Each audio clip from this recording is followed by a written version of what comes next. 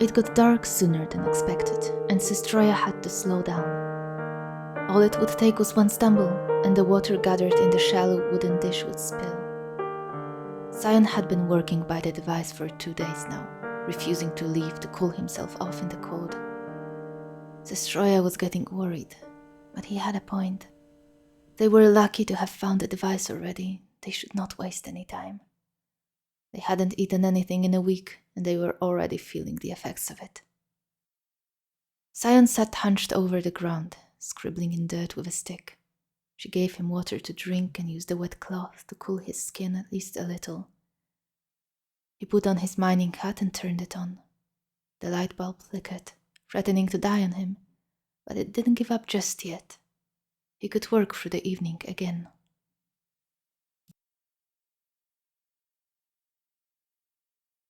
Ses! Sion gently shook her awake. She had fallen asleep on a log by his side, lulled by the ever-present heat. She mumbled. Sion was trying to blink away the burn.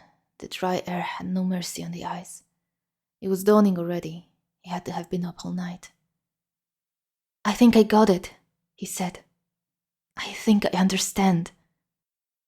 Actoriel was the language of context. Knowing the alphabet was a start, but the true fun began after that. Words had multiple meanings that changed depending on the central they belonged to. Sion beckoned Sistroya to the base stone and started pointing to clusters of signs, explaining his reasoning. Stage your desire, attuned to fire, Sistroya echoed the last part. Look at that, it even rhymes. Professional spellcasting right here. Sion smirked. Only in my translation. The original is an amateur's work. The light bulb on his hat flickered and died.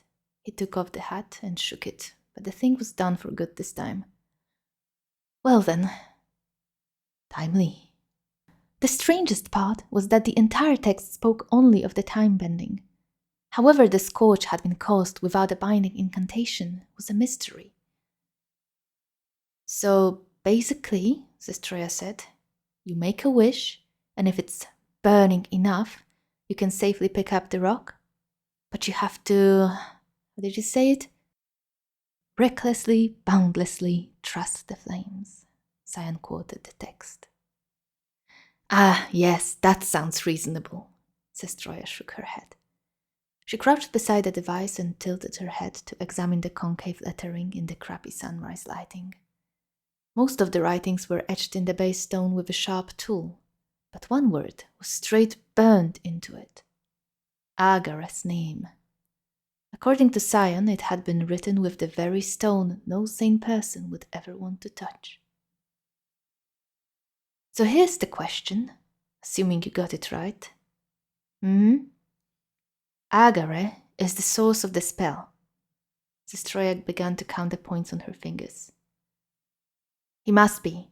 His name is the only one burnt into the stone, Sion confirmed.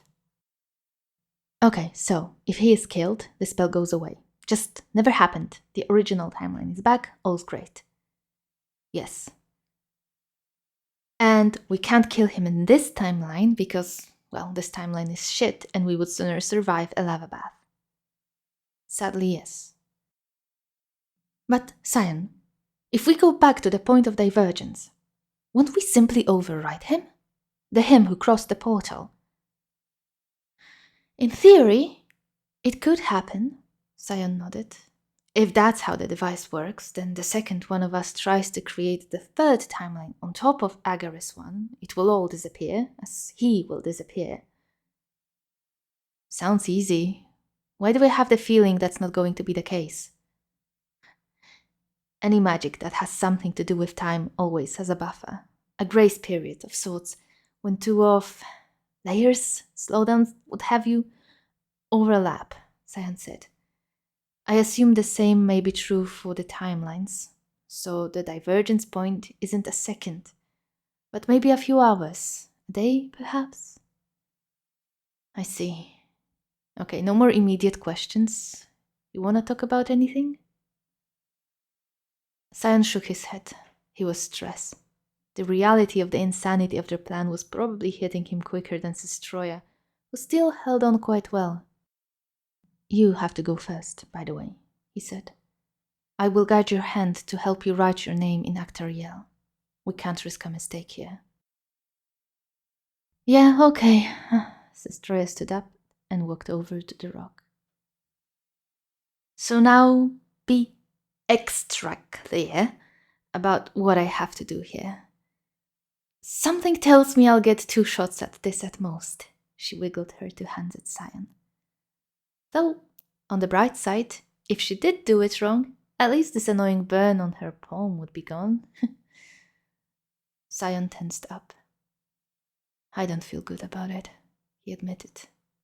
In fact, horrible would be the word here. Same, but what other choices do we have? Starve in the forest, get tortured in the mountains, or get killed at the border, she said.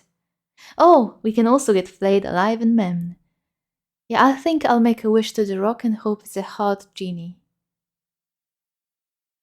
For a moment she wanted to ask Sion to hold her hand as she did this, but then she realized how moronic that idea was. If the stone incinerated her own touch, he had to stay far back and live to find another way to fix it all. Come to think of it, going first was far easier. Focus on your memories, Sion said. Think of your life and what matters to you the most. Don't lie to yourself. Don't try to make up reasons that aren't true to you. That's really important, sis. You must feel it. Sion pointed to a bit of writing on the base. Feel the need and the desire to go back. The reason why you are willing to trust the flames. And then grab the rock. Decisive. Don't try to touch it. Don't show hesitation. Only move when you feel ready. Okay? Sestroya closed her eyes. Ses, don't be a hero. If you feel you can't do it, tell me. Okay? It won't work if you don't really... Sion! She opened her eyes and glared at him. He nodded and said nothing, but his eyes told her everything. He did not want to lose her. And neither did she want to lose him. This timeline was horrific. Their freedom was gone. All that awaited everyone was slave work until their lungs gave up. Sestroya had not felt happy here. None of them had felt happy in years. Now, she had a chance to undo it.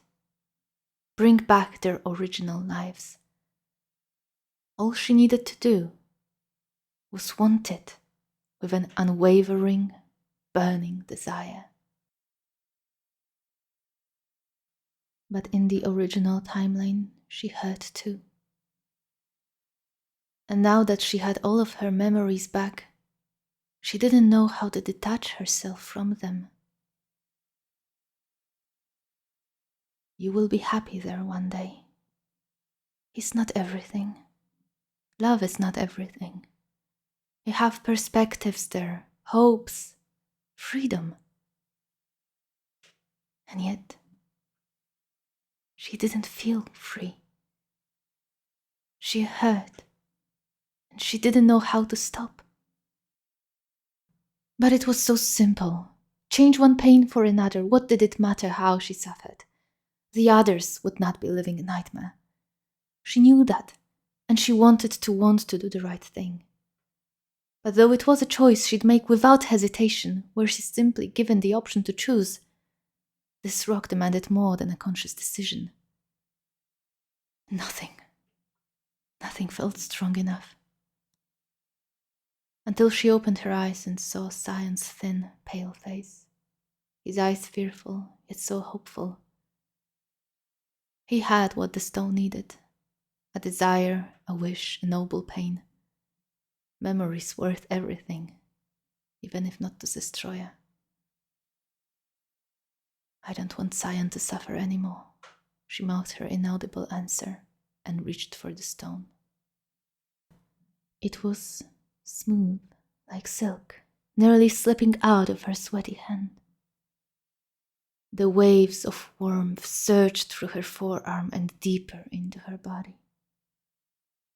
She walked over to Sion and knelt on one knee, too scared to speak, too frightened to breathe.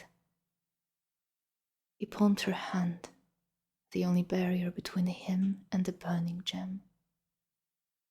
Zestroya closed her eyes and lowered her head. Sion's frantic breath was brushing against her neck. He began to guide her hand across the base, slow, meticulous. The stone gave in to the blazing heat of the gem, allowing them to etch Zestroya's name on its surface. "I will see you," she heard a broken whisper, distant, as if it was no more than an echo resonating in her mind.